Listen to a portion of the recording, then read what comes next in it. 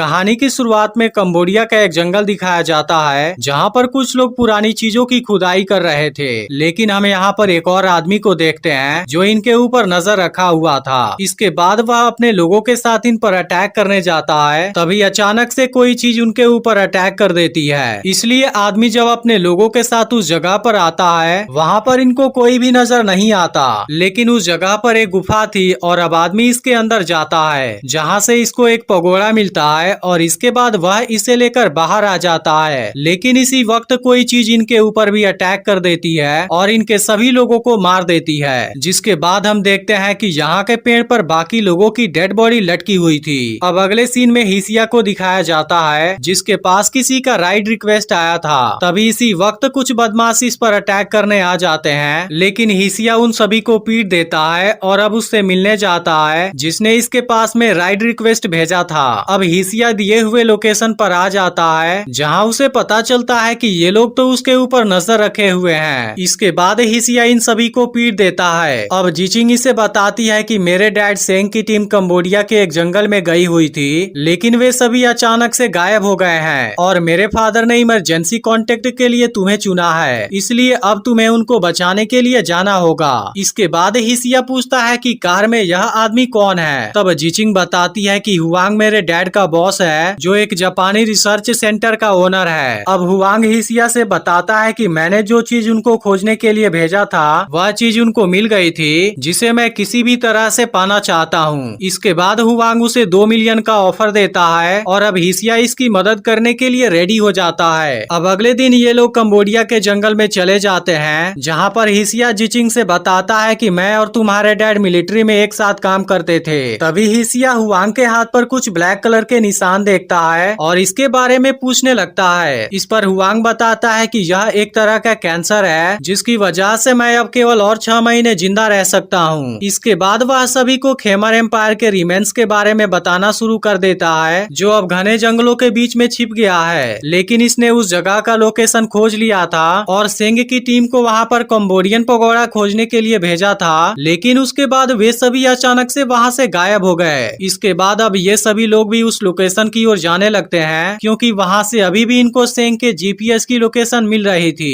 इसके बाद हुआंग इनको सेंग के साथ वाली लास्ट वीडियो कॉल भी दिखाता है जिसमें किसी चीज ने इनके ऊपर अटैक कर दिया था, लेकिन किसी को भी नहीं पता कि आखिर यह चीज क्या थी। अब अगले दिन ये लोग फिर से आगे बढ़ने लगते हैं, लेकिन बारिश की वजह से आगे का रास्ता दलदली हो गया था जिसकी वजह से हिसिया रास्ता चेंज करने का सजेशन देता है, लेकिन हुआंग कहता है कि मेरे पास इतना टाइम नहीं है। तब हिसिया कहता है कि यहाँ के लोकल लीजेंड के अनुसार बारिश के समय जंगल में से कोई चीज निकलती है जो कि बहुत ही खतरनाक होती है, लेकिन हुआंग इस बात को केवल एक अंधविश्वास मानता है और दलदली इलाके के बगल से होकर आगे जाने का प्लान बनाता है। इसके बाद सभी लोग यहाँ से आगे बढ़ने लगते हैं, लेकिन इस वक्त कोई चीज भी इनका पीछा कर रही थी। इसके बाद रात में ये लोग एक जगह पर टेंट लगाते हैं जहाँ एक डॉक्टर हुआंग का ब्लड टेस्ट करता है और बताता है कि हमने बहुत देर कर दिया है। इसके अलावा हमारे पास में अब केवल एक ही मेडिसिन बची हुई है, इसलिए हमें नया मटेरियल जितना जल्दी हो सके उसे खोजना होगा। इसके बाद हुआंग इस आखिरी मेडिसिन को अपने हाथ में सील कर देने के लिए कहता है ताकि जरूरत पड़ने पर वह इसे आसानी से यूज कर सकता है, जिसके बाद डॉक्टर ऐसा ही कर देता है। इधर हिसिया जिचिंग से कहता है कि हुआंग तुम्हें लेकर क्यों आ गया, क्योंकि तुम तो कुछ भी करने के काबिल नहीं हो। इसके अलावा हिसिया को लगता है कि हुआंग इनसे कोई बात छुपा रहा है क्योंकि वह इस जगह के बारे में बहुत अच्छे से जानता है। अब अगले दिन ये लोग उस गुफा के सामने आ जाते हैं जहाँ से इनको जीपीएस लोकेशन मिल रही थी, लेकिन यहाँ पर हुआंग हिसिया को आगे रखता है और इसके बाद सब अंदर जाते हैं। तभी इनको यहाँ की एक दीवार पर एक जाइंट स्नेक की स्टैचू नजर आती है जिसके साथ में कुछ पेंटिंग भी बने हुए थे और उसमें लोग स्नेक के सामने सेक्रीफाइस दे रहे थे, लेकिन यहाँ से दूसरी वाले दीवार की पेंटिंग गायब हो गई थी, जिसे देख हिसिया कहने लगता है कि स्नेक इंसानों को खाता है, लेकिन आखिर इन स्नेक को कौन खाता है। तभी अचानक से जिचिंग को यहाँ पर कुछ डेड बॉडी नजर आती हैं जो कि असल में यहाँ पर आए हुए एक्सप्लोरर टीम के लोग थे, लेकिन हिसिया समझ जाता है कि जिसने भी इनको मारा है वह बहुत ही खतरनाक है। इसके बाद ये लोग यहाँ से आगे बढ़ना शुरू कर देते हैं, जिसके दौरान इनको रास्ते में एक जाइंट पाइथन की केचुली मिलती है। अब इसकी वजह से सभी लोग पूरी तरह से अलर्ट हो जाते हैं। तभी अचानक से कोई चीज इनके एक आदमी को खींच खींच लेती है, लेकिन बाकी लोगों को कुछ भी नजर नहीं आता। तभी पता चलता है कि यह तो जाइंट पाइथन है। अब इसे देखते ही सभी लोग डर जाते हैं और एक आदमी तो जिचिंग को उसके सामने धक्का दे देता है, लेकिन यह देख हिसिया जिचिंग को बचा लेता है, जबकि बाकी लोग अपनी जान बचाकर यहाँ से भागना शुरू कर देते हैं। लेकिन इसी वक्त पाइथन एक और आदमी को भी मार देता है। अब इस बात से सब बहुत ज्यादा डर गए थे, लेकिन इसके बाद जाइंट पाइथन इनको कहीं भी नजर नहीं आ रहा था। इसी बीच पाइथन डॉक्टर पर अटैक करने वाला होता है, लेकिन तभी हिसिया इसे देख लेता है और इसके ऊपर फायरिंग शुरू कर देता है, जिसके बाद पाइथन इसके ऊपर अटैक करने की कोशिश करता है, लेकिन हिसिया किसी तरह से खुद को बचा लेता है। इसके बाद हिसिया एक प्लान बनाता है और एक रस्सी को अपनी बॉडी और एक पेड़ से अटैच कर देता है। इसके बाद पाइथन जैसे ही अटैक करने आता है, हिसिया एक बड़े चाकू से उस पर अटैक कर देता है, लेकिन इसके बावजूद भी पाइथन जिचिंग पर अटैक करने चला जाता है। अब इसकी वजह से रस्सी टाइट हो जाती है और हिसिया की चाकू से इसकी बॉडी बुरी तरह से जख्मी हो जाती है, जिसके बाद आखिर में पाइथन मारा जाता है। लेकिन अब इसे देख सब बहुत ज्यादा हैरान हो गए थे, क्योंकि इस जाइंट पाइथन के बॉडी पर भी बहुत से जख्म के निशान थे।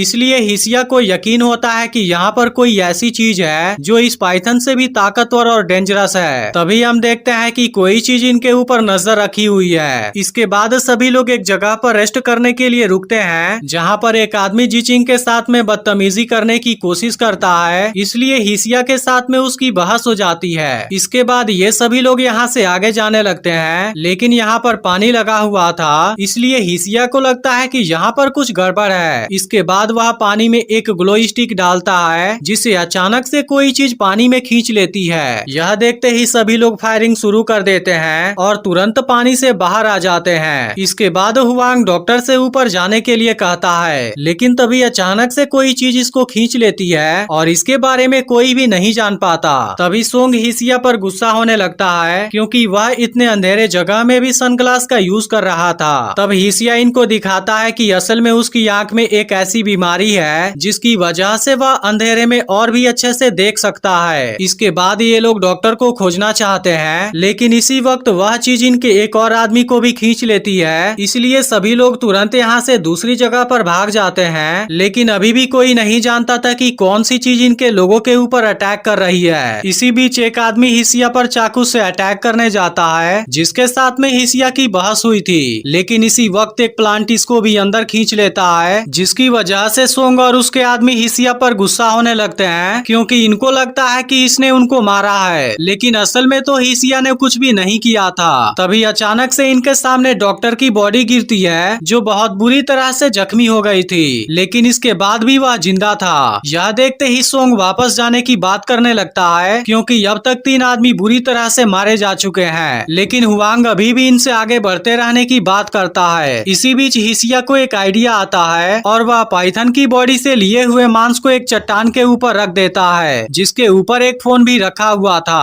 अब सभी लोग चट्टानों के पीछे छुप जाते हैं और हिसिया कहता है कि यह चीज अंधेरे में रहती है, जिसका मतलब है कि वह आवाज को सुनकर अपना टारगेट बनाती होगी। इसके बाद हिसिया यहाँ रखे हुए फोन में म्यूजिक ऑन कर देता है, जिसकी वजह से इसके और बहुत से प्लांट आने लगते हैं। यह देख हिसिया सभी को गाइड करता है और ये लोग इनके ऊपर फायरिंग शुरू कर देते हैं, लेकिन इसके बाद सभी प्लांट यहाँ से भाग जाते हैं। अब हिसिया और बाकी लोग इस जगह को चेक करते हैं, जहाँ से उसे कोई चीज मिलती है और वह बताता है कि मलेशियन इसे हैंड बोलते हैं। इस पर हुआंग पूछता है कि आखिर इसका मतलब क्या है। तब हिसिया कहता है मलेशियन विश्वास करते हैं कि पेड़ों की साइडों में से एक हैंड बाहर आती है और अचानक से इंसानों को अंदर खींच लेती है। इसके अलावा यह चीज केवल बारिश के बाद ही बाहर आती है और हमारी बदकिस्मती है कि हम भी बारिश के बाद यहाँ पर आए हैं, लेकिन असल में इसकी स्पीड बहुत ज्यादा होती है और यह छोटे से वाइब्रेशन को भी सेंस कर लेते हैं। इसलिए हिसिया इनको वापस लौटने का सजेशन देता है, लेकिन जिचिंग अपने डैड को बचाना चाहती है और हुआंग अभी भी पगोड़ा खोजना चाहता था। इसके बाद हुआंग सभी को 30% एक्स्ट्रा पेमेंट देने की बात करता है, जिसकी वजह से सब इसकी बात मानकर आगे बढ़ना शुरू कर देते हैं। तभी अचानक से इनके आगे एक बहुत गहरी खाई आ जाती है, लेकिन अब इनके सामने से ही सेंग के जीपीएस की लोकेशन भी आ रही थी, इसलिए हुआंग इनको नीचे जाने के लिए कहता है। इसके बाद हिसिया, सोंग और एक लेडी नीचे जाते हैं, जबकि हुआंग और बाकी लोग ऊपर ही वेट करते हैं। अब हिसिया यहाँ पर बहुत सारे इंसानी कंकाल देखता है, जिसका मतलब था कि इनसे पहले भी यहाँ पर बहुत से लोग आ चुके हैं। तभी इसको यहाँ से एक पिक्चर मिलती है और वह इसको अपने पास में रख लेता है। इसके कुछ देर बाद इनको यहाँ पर सेंग का जीपीएस भी मिल जाता है और उसका कपड़ा भी यहीं पर पड़ा हुआ था, जिसके पॉकेट से हिसिया को एक पगोड़ा भी मिलता है। इसके बाद हिसिया हुआंग को बताता है कि तुम जो चीज खोज रहे थे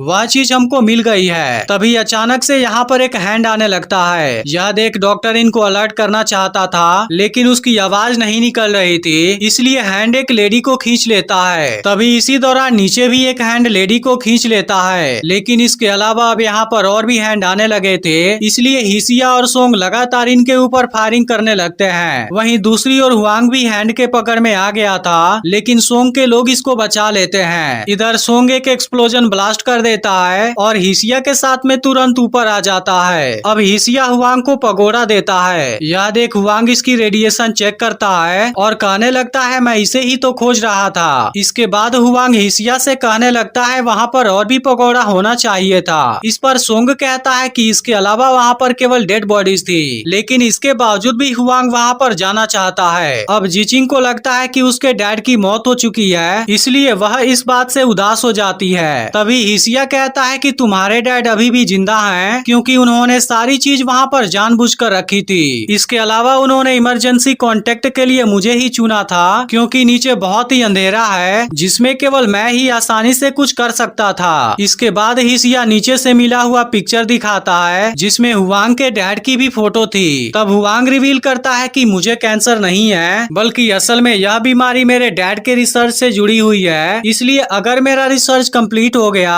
तब उसकी मदद से मैं खुद को बचा सकता हूँ, क्योंकि पगोड़ा कुछ स्पेशल मटेरियल से बना होता है और जब मेरे डैड एक पगोड़ा लेकर गए थे उसकी मदद से मैंने इस बीमारी को कंट्रोल में कर लिया था, लेकिन रिसर्च के कंप्लीट होने से पहले ही पगोड़े का मटेरियल खत्म हो गया, इसलिए मुझे अब नया पगोड़ा चाहिए। इसके बाद हुआंग जिचिंग को होस्टेज बना लेता है और हिसिया से नीचे जाने के लिए कहता है। यह देखते ही एक आदमी हुआंग का गन छीन लेता है, लेकिन इसके दौरान एक बुलेट फायर हो जाती है और एक हैंड इस आदमी को लेकर चला जाता है। अब इसको बचाने के लिए सोंग अपने आदमी के साथ नीचे चला जाता है, जिसके बाद जिचिंग भी नीचे जाती है, क्योंकि वह अपने डैड को बचाना चाहती है। तभी अचानक से इनके सामने एक डेड बॉडी गिरती है और अब एक हैंड इन दोनों को भी कैद कर लेता है, जहाँ चारों ओर एक अजीब सी लिक्विड भी फैली हुई थी। अब इस बात से हिसिया जान जाता है कि हैंड इसी जगह पर इंसानों को डाइजेस्ट करते हैं, क्योंकि असल में यहाँ के लिक्विड में एसिड थी और इसकी एक बूंद जिचिंग के गर्दन पर भी गिर जाती है। इसी वक्त यहाँ पर एक हैंड आ जाता है और वह इन दोनों के ऊपर अटैक करने वाला था, लेकिन तभी कोई इन दोनों को ऊपर खींच लेता है और हैंड में आग लगा देता है, जिसके बाद ये दोनों भी तुरंत उसे ऊपर खींच लेते हैं और पता चलता है कि यह तो असल में सेंग है। अब जिचिंग पूछने लगती है कि आपने गायब होने का नाटक क्यों किया।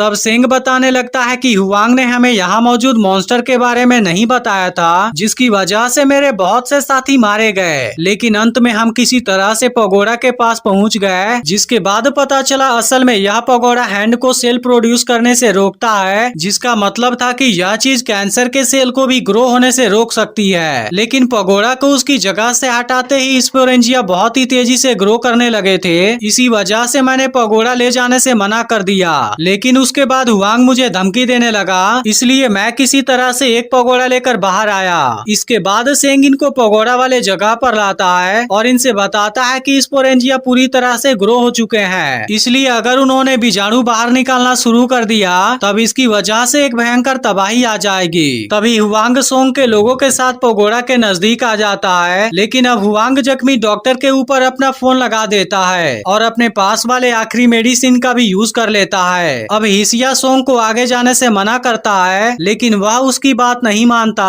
और ये सभी पगोड़ा के नजदीक आ जाते हैं। लेकिन ये लोग जैसे ही इसे यहाँ से लेने लगते हैं, इसकी वजह से बहुत से हैंड इनके ओर आने लगते हैं। यह देख हुआंग डॉक्टर के पास वाले फोन के रिंग को ऑन कर देता है, जिसकी वजह से हैंड उसको बुरी तरह से मार देते हैं। यह देख हिसिया कहता है कि इंसान तो मॉन्स्टर से भी ज्यादा खतरनाक है। अब इन लोगों ने बहुत सा पगोड़ा ले लिया था, लेकिन हैंड भी मारने के लिए इनके ओर आने लगे थे।